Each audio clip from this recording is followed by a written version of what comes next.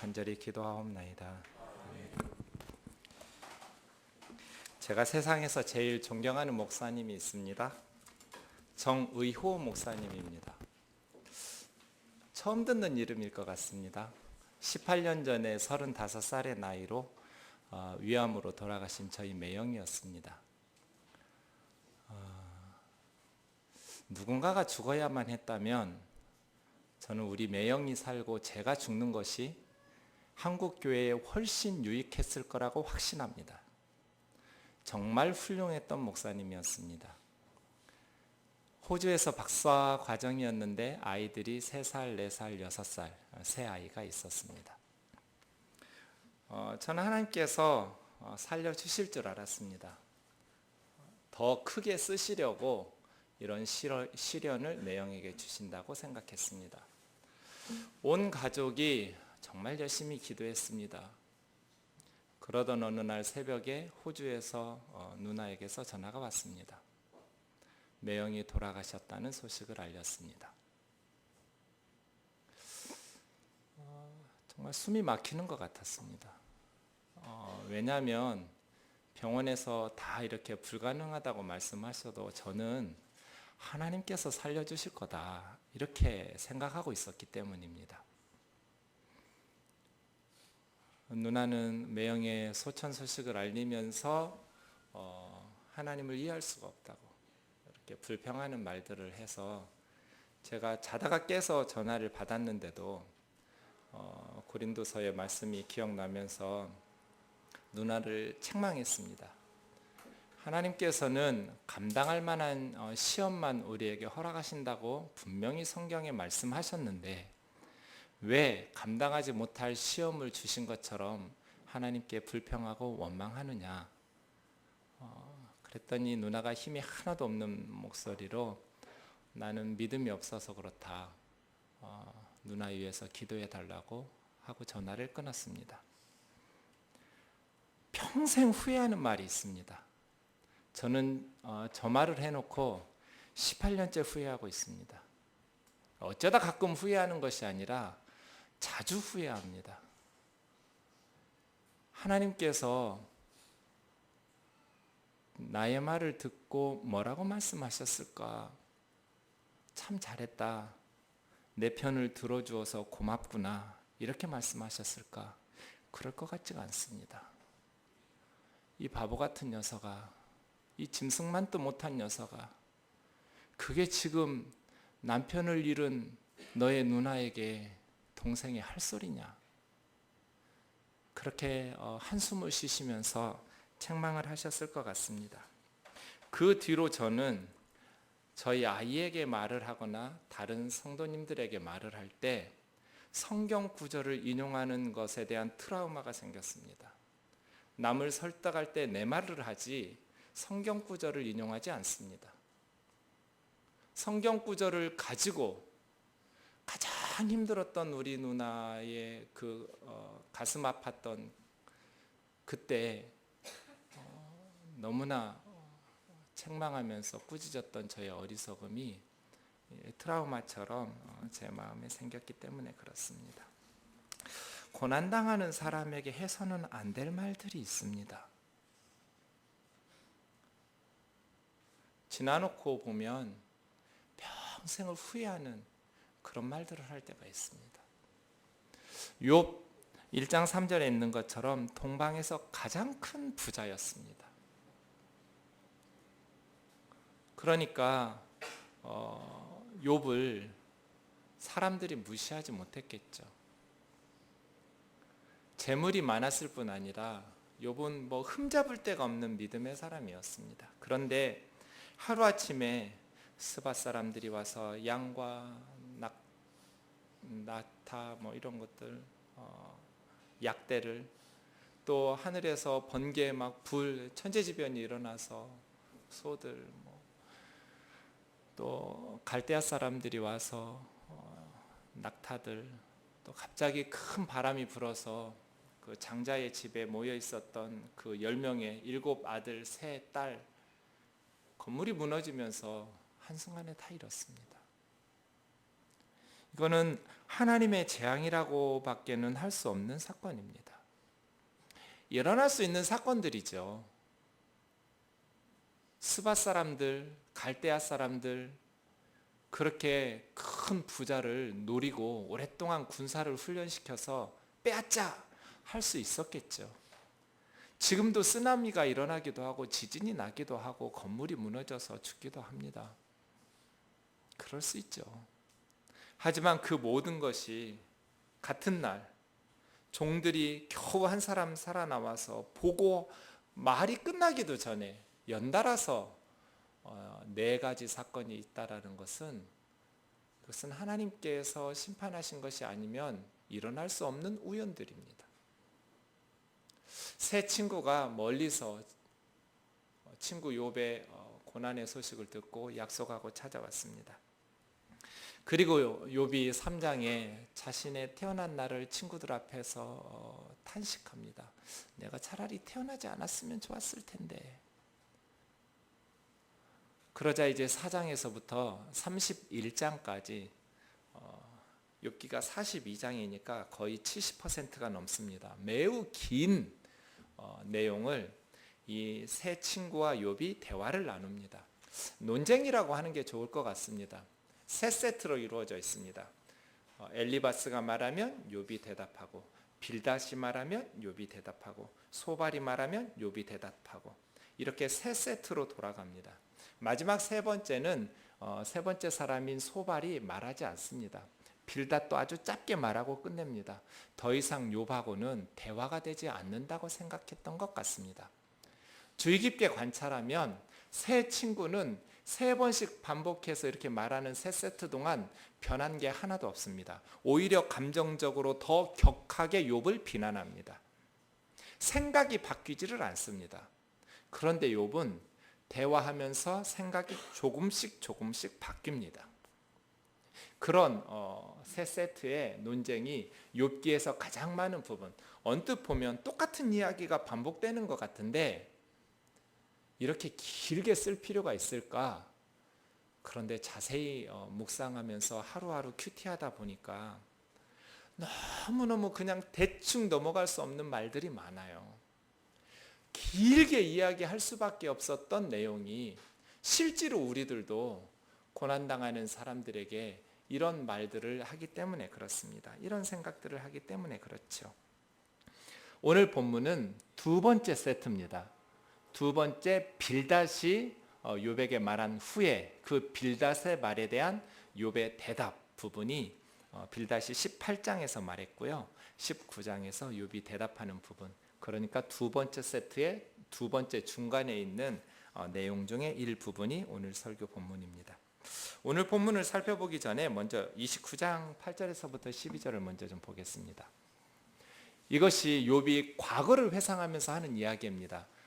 고난을 당하기 전에 나를 보고 젊은이들이 숨으며 노인들이 일어나서 서며, 그러니까 욥이 등장하면 마치 사이렌 소리를 울리면서 구급차가 가는 것처럼 다 피해줬다는 거예요. 젊은이들이 숨었다라는 말은 그만큼 뒤로 물러나서 욥에게 나갈 수 있는 길을 내어주었다는 뜻이에요. 노인들도 욥이 나가면 일어나서 섰어요. 유지들 지도자들이 말을 삼가고 손으로 입을 가리면서 혀를 입천장에 붙었다라는 말은 그만큼 욥 앞에서 함부로 말하지 않았다는 거예요. 욥은 11절이요. 귀가 들으면 욥을 축복하고 눈으로 보면 욥의 선한 일들을 증언하고 있었어요. 욥은 부르짖는 빈민들, 도와줄 자 없는 고아들을 건져주면서 살았기 때문이죠. 욥은 당시에 욥이 살고 있던 세계에서 최상의 존경을 받고 있었던 사람이에요. 누구도 욥을 무시하지 않았어요. 욥이 나가면 노인들도 일어서서 예의를 표하고, 젊은 사람들은 뒤로 물러나서 자신을 숨기면서, 유지들도 지도자들도 손으로 입을 막고 혀가 입천장에 달라붙은 것처럼 입을 뻥끗하지 않는 거예요. 그만큼 말조심하고 욥에 대해서 예의를 갖추었어요. 욥은 이렇게 살았어요. 그런데 오늘 본문 13절에서 18절을 보시죠. 이제 고난을 당하고 나니까 하루아침에 모든 재산이 무너지고 하루아침에 욥이 망하니까 사람들이 달라졌어요. 나의 형제들이 나를 멀리 떠나게 나의 형제들이 나를 멀리 떠나게. 욥은 지금 하나님께서 자기를 치셨다고 생각해요. 사실은 하나님이 치신 것이 아니라 하나님은 우리를 치시지 않아요. 사탄에게 치도록 허락만 하셨던 거거든요. 욥은 하나님이 나를 치셔서 형제들도 떠나게 하시고 나를 아는 모든 사람이 내게 낯선 사람이 되었구나. 알았던 모든 사람이 욥을 모른 척하는 거예요. 욥은 그 사회에서 이제는 왕따가 되었어요. 내 친척은 나를 버렸으며 가까운 친지들은 나를 잊었구나. 내 집에 머물러 사는 자, 내 여종들도 나를 낯선 사람으로 여기나니 내가 그들 앞에서 타국 사람이 되었구나. 내가 내 종을 불러도 대답하지 아니하니 내 입으로 그에게 간청하여야 하겠구나. 여자라는 종을 부르면 대비하고 있다가 달려와서 욥의 말을 기다렸었는데 이제는 간청을 해도 말을 듣지 않는 거예요.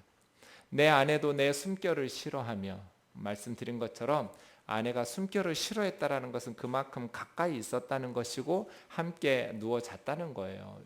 욥의 곁을 끝까지 지켰던 것은 아내예요.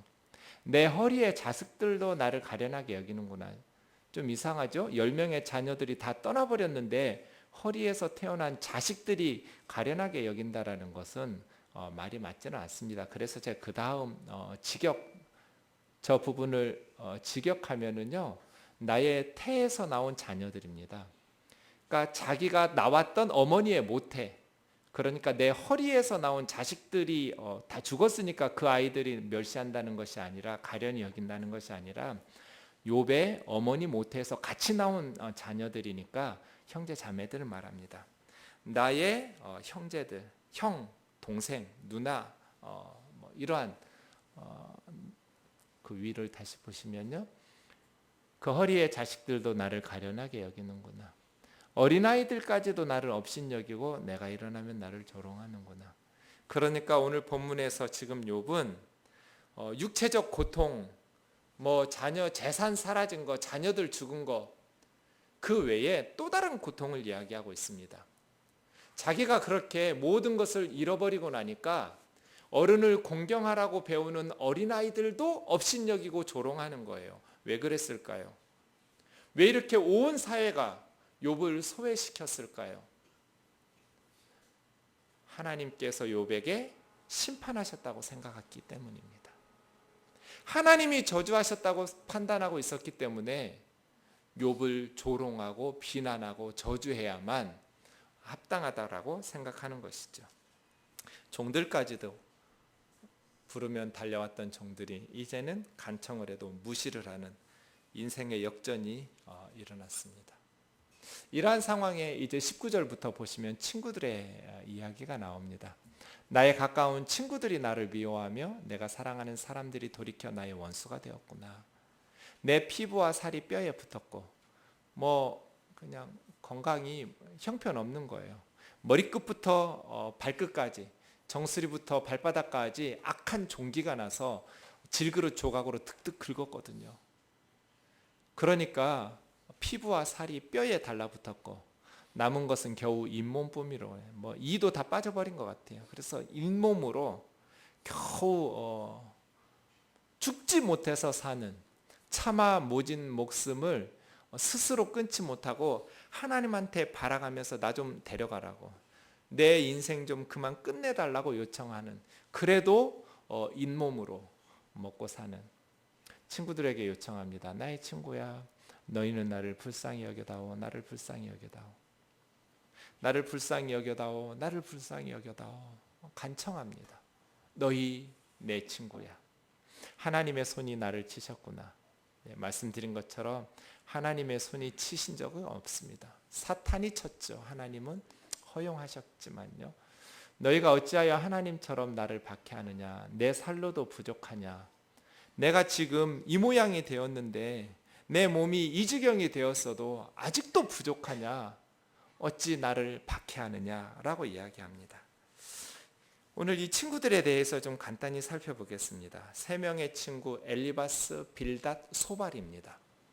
먼저 엘리바스가 먼저 나옵니다. 나중에 42장에도 하나님께서도 엘리바스를 세 사람의 대표로 부르시면서 너와 두 친구 이렇게 말씀하시니까 엘리바스가 세 친구의 가장 연장자이면서 대표적인 사람입니다. 2주 전에 우리가 말씀 묵상했던 것처럼 엘리바스는 나이도 많고 인생의 경험도 많을 뿐더러 영적인 체험도 많은 사람입니다. 욥에 대해서도 이렇게 말합니다. 어떤 말씀이 내게 가만히 이르르고 가느다란 소리가 내 뒤에 들렸는데 남들이 깊이 잠들었을 때 밤에 환상을 내가 보았다고 두려움과 떨림이 내게 이르러서 모든 뼈마디가 흔들렸었노라고 그렇게 말을 합니다. 그러면서 엘리바스가 했던 말의 핵심, 사실은 엘리바스가 말한 이 4장 7절은 빌닷과 소발도 똑같은 의견입니다. 이 세 친구가 31장 논쟁이 끝날 때까지 가지고 있었던 생각이 4장 7절에 나와 있습니다. 같이 한번 읽어보겠습니다. 시작. 생각하여 보라, 죄 없이 망한 자가 누구인가? 정직한 자의 끊어짐이 어디 있는가? 이게 엘리바스 말인데요. 이것이 세 친구가 계속해서 주장하는, 반복해서 주장하는 내용입니다. 표현은 계속 달라지는데 내용은 똑같아요. 생각해봐. 죄 없이 망한 자가 누구냐? 정직한 자가, 끊어진 자가 어디 있느냐? 이것이 지금 세 친구의 논리인데 이것을 네 글자로 인과응보라고 하죠. 세 친구는 인과응보의 교리에 딱 고정되어서 네가 죄가 있으니까 이런 고난을 받지. 생각해봐라. 죄 없이 망하는 사람이 어디 있냐? 정직한 자가 끊어질 수가 있느냐는 거예요. 그렇게 욥은 세 친구들의 비난을 받습니다. 이것을 주장하기 위해서 엘리바스는 환상을 이야기하기도 하고, 그 환상은 사탄이 줬다고 저는 생각합니다. 가느다란 소리, 나중에 하나님에게 책망을 받죠. 15장에 이제 두 번째 엘리바스가 이렇게 이야기할 때는요, 엘리바스는 꼭 저런 식으로 말합니다. 내가 너에게 보이리니 내게서 들으라. 내가 본 것을 설명하리라. 연장자다 보니까 자기 경험을 이야기해요. 내가 보았던 것, 조상들로부터 들었던 것, 그러한 것들을 이야기하면서 온갖 욥에게 저주를 쏟아붓죠. 왜냐하면 악인은 그렇게 하나님의 심판을 받는다는 거예요. 그러면서 이는 그의 손을 들어 하나님을 대적하며 교만하여 전능자에게 힘을 과시하였음이니라. 이게 넘겨짚는 거죠. 욥, 네가 하나님을 대적했고 교만하게 전능자 하나님 앞에 네 힘을 과시했기 때문에 너 부자라고 또 세상 사람들이 다 너를 높여준다고 해서 너 하나님을 대적하지 않았냐? 너 교만하게 전능하신 하나님 앞에서 네 힘을 과시하지 않았냐? 라고 넘겨짚어 저주하는 거예요. 이것이 엘리바스의 논조입니다. 환난과 역경은 죄 때문이다. 이것이 모든 조상들의 지혜다. 그러니 너의 재앙은 너의 죄에 대한 하나님의 심판이라고 말합니다. 그러니까 엘리바스는 욥은 뭐라고 말하겠어요? 나도 내가 죄인인 줄 안다. 그런데 내가 죄를 지을 때마다, 내가 내 자식들도 죄를 지을 때마다 혹시라도 생일잔치 즐거운 시간에 마음속으로라도 하나님 앞에 죄를 지었을까 봐 번제를 드렸다. 내가 죄를 지으면 하나님 앞에 회개하고 번제를 드리고 그렇게 하나님 앞에 뉘우쳤다. 아무리 생각해봐도 내가 이렇게 벌을 받을 만한 특별한 죄가 생각이 안 난다. 회개하지 않았던, 뉘우치지 않았던, 하나님 앞에 번제를 드리지 않았던 특별한 죄가 생각나지 않는다. 하나님 앞에 욥은 계속해서 자기의 억울함을 호소하고 하나님 앞에 이렇게 요구합니다. 하나님 가르쳐 달라고. 내가 무슨 죄가 있느냐고. 하나님 제발 깨닫게 해주시고 응답해 달라고 지속적으로 하나님에게 대화를 요청합니다. 그런데 하나님은 숨으십니다. 욥은 하나님을 호출시킵니다. 하나님 왜 숨냐고. 내가 말하고 있는데 하나님 왜 응답하지 않으시느냐고. 하나님 왜 침묵하시느냐고. 하나님 제발 나타나셔서 나를 좀 대화 상대로 인정해 달라고. 역설적으로 마지막에 하나님께서 38장에서 나타나셔서 욥에게 계속해서 질문을 쏟아 부을 때 욥을 이제 대화 상대로 하나님께서 초대하실 때는 욥이 입을 닫습니다. 제가 그동안 어리석은 말을 했습니다. 저는 아무 말도 할 말이 없습니다. 두 번째 빌닷이라는 친구는요, 똑같습니다. 8장 3절 4절을 보십시오. 그런데 이 사람 좀 가슴 아픈 말을 많이 합니다. 자녀들을 건드려요. 꼭 빌닷은. 죽은 10명의 자녀들. 하나님이 어찌 정의를 굽게 하시겠으며 전능하시니가 어찌 공의를 굽게 하시겠는가. 엘리바스 얘기하고 똑같죠? 하나님이 어찌 정의를 굽게 하시고 전능하시니가 어찌 공의를 굽게 하시겠느냐. 네가 죄가 있으니까 하나님의 정의로운 공의로우신 하나님의 판단에 의해서 심판을 받고 벌을 받는 거 아니냐. 너의 자녀들도 주님께 죄를 지었으니까 주께서 그들을 그 죄에 버려두신 것 아니냐. 그러다가 하나님께서 그들의 죄에 대해서 심판해서 내 자녀들이 죽은 것 아니냐 하는 거예요. 네 애들이 왜 죽었겠냐. 걔들이 죄가 있으니까 그렇게 건물이 무너져서 죽는 것 아니냐 라고 빌닷이 다그치는 것이죠. 8장 5절에서부터 보시면 내가 만일 하나님 찾으며 전능하신 이에게 간구하고 청결하고 정직하면 반드시 너를 돌보시고 내 의로운 처소를 평안하게 하실 것이다. 그 다음 이 7절은 식당에 많이 붙어 있죠. 내 시작은 미약하였으나 내 나중은 심히 창대하리라. 저 말 빌닷이 한 얘기예요. 바로 위에서 무슨 얘기했냐면요, 네 아들 딸들이 죄가 있으니까 하나님이 걔들을 죽이셨지. 그러면서 네가 이제라도 회개하고 정직하게 하나님 찾아라. 네가 깨끗하고 정직하게 하나님을 찾으면 그 말은 뭐예요? 회개하는 얘기예요. 너 뭐 숨겨놓은 거 있잖아. 속이지 말고 정직하게. 어찌 그렇게 마음이 더럽고 그렇게 강팍하니 마음을 좀 깨끗하게 해봐. 네 죄가 분명히 생각날 거야. 회개하지 않은 하나님 앞에 벌 받을 만한 너희 아이들과 너희 가정에 죄가 있을 거야. 하나님을 찾아라. 이렇게 버팅기지 말고 하나님 앞에 간구해라. 그러면 네 시작은 미약하였으나 내 나중은 심히 창대하리라. 저는 절대로 저 액자를 가지고 가지 않아요. 앞뒤 문맥은 빼버리고 그 구절만 딱 해서 저건 사업 잘 된다는 뜻이 아니에요. 앞에 조건이 있잖아요. 액자를 쓰려면 5절부터 다 써줘야 돼요. 그죠? 이렇게 하면 이렇게 된다는 거예요. 그런데 그 말이 사실은요, 아픈 말이에요. 빌닷 누구보다도 아프게 욥을 짓밟은 사람이에요. 두 번째 빌닷이 18장에서 말할 때도요, 보세요. 악인에 대해서 이야기하면서 악인이 누구겠어요? 욥이죠.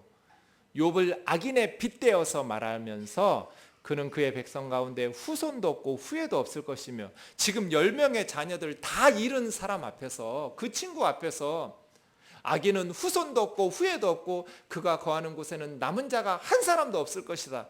이딴 소리를 해야겠어요? 어쩌면 이렇게 잔인한 말들을 하냔 말이에요. 친구라는 사람들이. 네 자녀들이 주님 앞에 죄를 지었으니까 그렇게 벌을 받았지. 네가 악을 행하였으니까 악인들은 똑같아. 너뿐 아니라 후에도 후손도 없이 다 그 집안은 망해. 빌닷의 이야기입니다. 세 번째 소발입니다. 소발, 이 사람도 빌닷 못지 않습니다.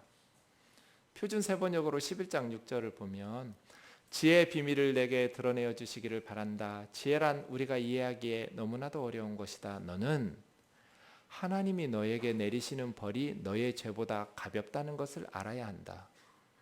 얼마나 더 무거워야 돼요? 차라리 처음부터 가난했으면 괜찮아요. 동방에서 가장 부자였어요. 가장 훌륭한 삶이었어요. 그런데 하루아침에 거지가 되었어요.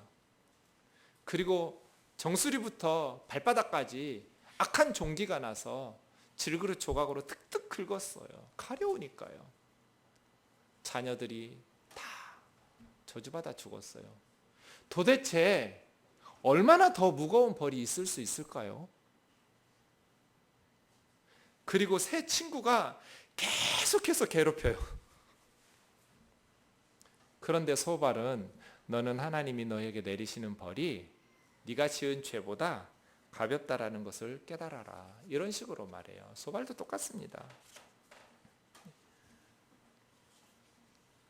이렇게 세 친구는 인과응보의 교리, 자신들이 평소 가지고 있었던 신앙의 진리, 하나님은 의인에게 복을 주시고 악인을 형벌하신다.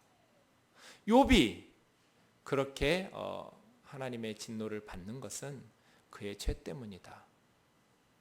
악인이 벌을 받고 의인이 회복되는 것이 너무나 당연하다라고 말하는 것이죠.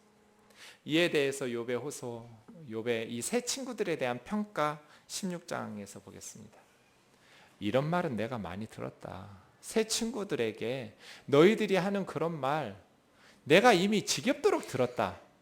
너희는 다 재난을 주는 위로자들이구나. 나에게 고통을 가중시키는 위로자들이구나. 나도 너희처럼 말할 수 있어. 너희 마음이 내 마음자리에 있다고 하면 나도 너희들 입장이라면 그럴듯한 말로 너희를 치기도 하고 너희를 향해서 머리를 흔들면서 쯧쯧거릴 수도 있어. 왜 욥의 친구들이 욥에게 위로가 되지 못하고 오히려 고통을 가중시키는 위로자들이 되었을까요? 욥의 입장에 있지 않았기 때문이에요.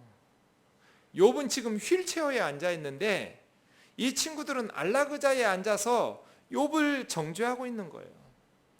그러니까 욥의 마음에 전혀 위로가 되지 않았어요. 우리가 누군가를 위로하려면 안락의자에서 내려와서 같이 휠체어에 앉아야 돼요. 그 심정이 되어봐야 돼요. 끊임없이 그 사람의 입장에서 생각해 보아야지 내 입장에서, 건강한 사람의 입장에서 위로할 수가 없는 것이죠. 지금 계속해서 세 친구와 욥의 논쟁은 이 3장에서 31장까지 이렇게 긴 세 세트의 논쟁의 핵심은 뭐냐면 욥의 친구들이 욥에게 요구하는 게 뭡니까? 회개해라, 굴복하라는 거예요. 하나님 앞에 이제 손 들고 잘못했다고 빌어라. 그러면 하나님께서 너를 회복시켜 주실 것이다. 그것에 맞서는 욥의 생각은 뭡니까? 줏대 없이 그냥 설설 기면서 항복했다고 나는 말할 수 없어. 왜? 내 마음으로 그게 아직 설득이 안 되니까. 나도 그럴 수 있었으면 좋겠어. 하나님께서 나타나셔서 나의 잘못을 깨닫게 해주시고 내가 정말 하나님 앞에 회개할 수 있었으면 좋겠어. 그런데 그런 게 생각나지 않아.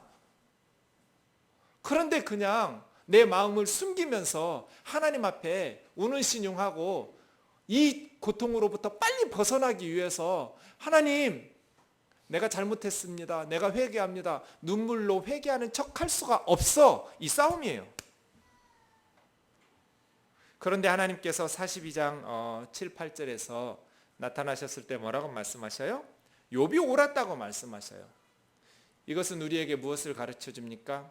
하나님께서 원하시는 믿음은, 하나님께서 기뻐하시는 순종은 줏대 없이 설설 기는 게 아니에요. 자존심을 가지고 하나님 앞에서 당당한 하나님의 일꾼으로 서는 거예요. 생각 없이 무조건 하나님 앞에 비는 게 아니에요. 저 창세기 18장 읽으면서 깜짝 놀랐어요. 많이 들었던 이야기인데 어느 날 갑자기 정말 이상하다고 생각했어요. 소돔과 고모라를 멸망시켜야겠다고 하나님께서 말씀하시니까 아브라함이 뭐라고 말씀하셔요? 세상을 심판하실 하나님이 정의롭게 행해야지 않느냐고 따져 물어요. 소돔과 고모라에 의인들이 살고 있을 텐데 악인들 때문에 의인들이 죽는 것은 너무나 의인들의 입장에서는 억울하지 않냐. 그래서 그 땅에 50명이 있으면 하나님 그 의인들 때문에 용서해 주지 않으실 거냐고. 하나님께서 그래 용서해 줄게. 깎아요? 시장에서 깎듯이 5명 모자라서 45명이면 그래.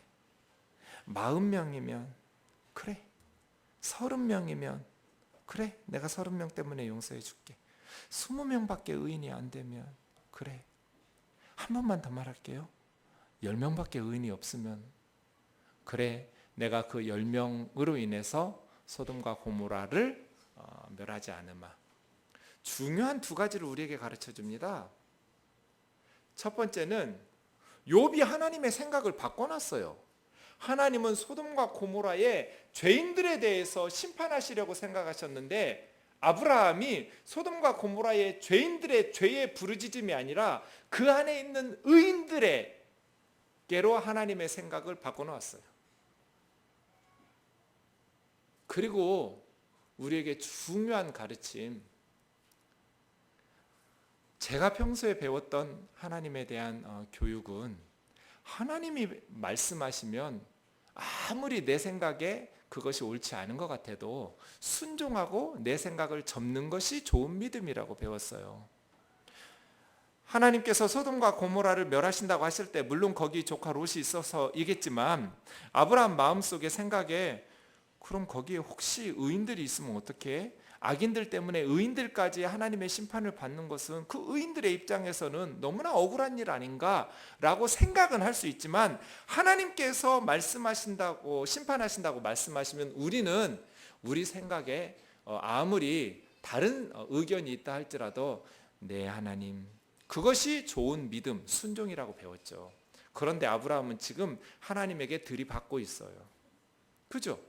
하나님이 지금 공의로하셔야 되는데 이게 옳으냐고, 정의로우신 거냐고. 그런데 놀랍게도 하나님께서 네가 어디서 감히 내 앞에서 대드느냐고 책망하지 않으시고 다 받아주셨어요. 하나님께서 원하신 건 뭐예요? 줏대 없는 순종이 아니라 줏대 있는 문제제기예요. 하나님께서는 아브라함을 파트너로 존중해 주셨어요. 대화 상대로 존중해 주셨다고요. 아브라함 뿐이겠어요? 저와 여러분에게도 하나님께서는 우리의 인생사의 문제들에 대해서 대화의 상대로 존중해 주신다고 믿습니다. 욥은 지금 그거 주장하고 있는 거예요. 줏대 없이 설설 기면서 잘못했습니다. 손 들고 옵니다. 회개합니다. 눈물 흘리면서 연기할 수가 없는 거예요. 친구들은 끊임없이 그것을 요구하고 있고 욥은 나는 그럴 수 없다는 거예요. 욥의 호소, 욥의 신앙, 그것을 빨리 굴복하고 타협하면 이게 빨리 끝날 것 같은데, 하나님께서 회복해 주실 것 같은데, 정말 친구들 말처럼 내가 회개하지 않아서 하나님께서 나타나지 않으시고 응답하지 않으시고 나에게 이렇게 오랫동안 고난을 받게 하신다고 생각할 수도 있는데, 욥은 타협하지 않고 하나님 앞에 버티면서 묻고 기도하지요. 말씀을 마치겠습니다. 어린아이 셋을 남겨놓고 매형이 떠났을 때 남아있는 우리 누나가 너무 생활이 막막했습니다. 저희 5남매 중에 제일 무능한 여자가 그 여자거든요. 공부도 제일 못했고요. 예쁘기는 제일 예쁘고요. 너무 막막해요. 아이들이 어리니까 뭐 일을 할 수도 없고요. 그렇다고 해서 뭐 도와줄 수 있는 것도 한계가 있잖아요. 몇 년 후에 이상한 사람이 나타났어요. 돌아가신 매형의 신학대학원 친구 동기인데요. 똑같이 박사고 목사였어요.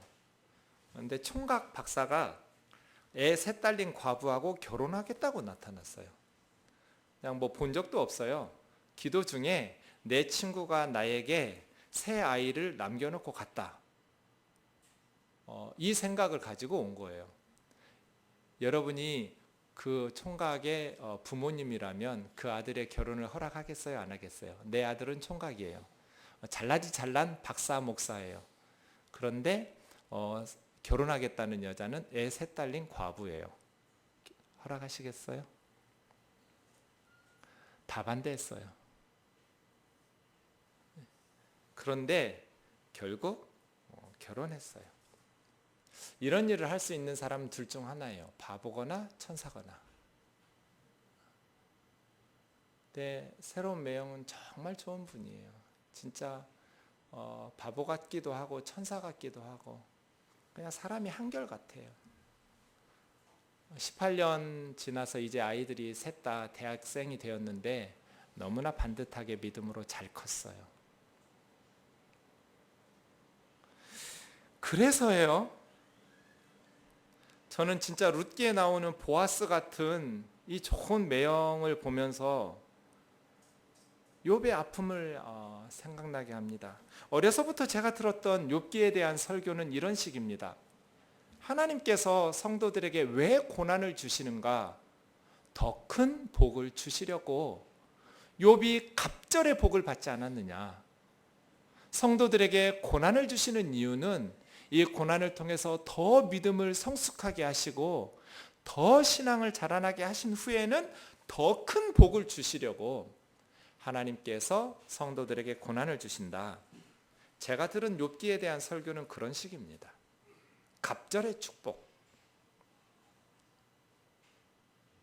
그런데 이제 저는 욥기를 아무리 읽어도 하나님께서 갑절의 복을 주시기 위해서 욥에게 고난을 허락하셨다는 구절을 발견할 수 없다는 것을 알게 됐습니다. 욥기 어디에도 그런 말이 없습니다. 더 큰 복을 주시려고 욥에게 고난을 허락하셨다는 구절이 없어요. 그리고 기독교 역사에 욥처럼 갑절의 복은커녕 그냥 그렇게 순교를 당하고 비참하게 죽음으로 끝나는 하나님의 백성들도 너무나 많습니다.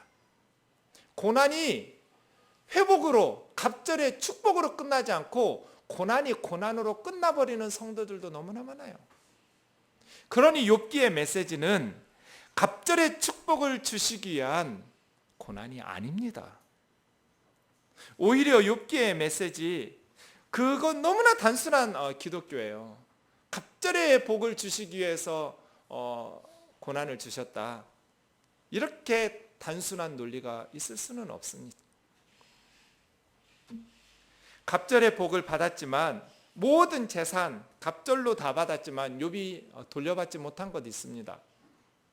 큰 바람이 건물을 쳐서 무너져서 죽었던 10명의 아이들입니다. 고난이 끝난 후에 욥은 새롭게 10명의 똑같은 수의 아들과 딸을 하나님으로부터 선물로 받았습니다.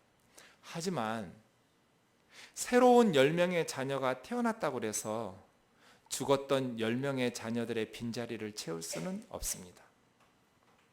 욥은 10명의 자녀를 한꺼번에 잃은 게 아닙니다. 그냥 10이라는 숫자를 뭉뚱그릴 수 없어요. 세월호 사건으로 304명이 죽었다 이렇게 말하면 안 돼요. 10명의 자녀는 하나하나의 스토리가 있었어요. 1장 5절에 보시면 욥이 생일잔치 끝나면 자녀들을 불러다가 한 번 번제를 드리면서 10명을 묶지 않았어요. 10명을 위해서 한 번 번제를 드려서 뭉뚱그려서 제사하지 않고 한 명 한 명 불러가지고 번제를 10번 반복해서 드렸어요. 욥이 10명의 자녀를 잃을 때 10명을 단체로 잃은 게 아니에요. 한 명 한 명의 스토리, 한 명 한 명이 있었던 거예요. 304명의 아이들은 그냥 한꺼번에 죽은 게 아니라 그 아이 한 명 한 명의 인생이 있고 한 명 한 명의 가족이 있고 한 명 한 명의 슬픔과 아픔이 있는 거예요. 각각 따로따로예요.